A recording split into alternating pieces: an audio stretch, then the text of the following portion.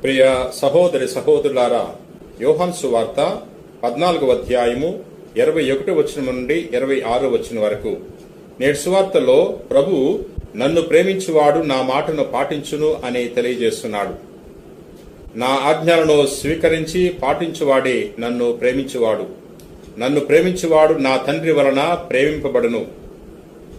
నేను వానిని ప్రేమించి వానికి నన్ను తెలియపరచుకుందును అని చెప్పెను.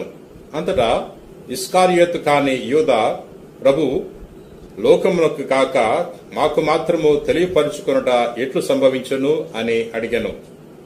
అందుకు యేసు ఇట్లు సమాధానమిచ్చెను, నన్ను ప్రేమించువాడు నా మాటను పాటించును. అప్పుడు నా తండ్రి వానిని ప్రేమించును. మేము వాని యొద్దకు వచ్చి వానితో నివసింతుము. కాని నన్ను ప్రేమింపనివాడు నా మాట పాటింపడు. మీరు వినుచున్న ఈ మాట నాది కాదు, నన్ను పంపిన నా తండ్రిది.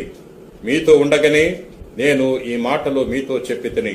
కాని నా నామమున తండ్రి పంపనన్న ఓదార్చువాడు, అనగా పవిత్రాత్మ మీకు సమస్త విషయములను బోధించి నేను చెప్పినవన్నీ మీకు తలుపునకు తెచ్చును.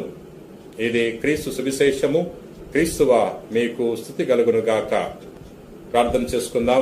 ప్రేమ కలిగిన ప్రభువా, దయగిన సర్వేశ్వర, ప్రభువా, నేటి సువిశేషములో నీ కుమారుడు యేసు క్రీస్తు ప్రభు నన్ను ప్రేమించువాడు నా మాటను పాటించును అని తెలియజేస్తున్నాడు. ప్రభువా, మేము నీ బిడలగా కొనసాగటానికి నిన్ను ప్రేమించి నీ యొక్క ఆజ్ఞల ప్రకారంగా జీవించే గొప్ప వాక్యాన్ని దయచేయమని ప్రార్థన చేయుచున్నాం.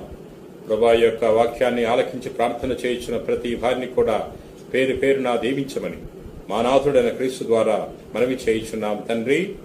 ఆమెన్.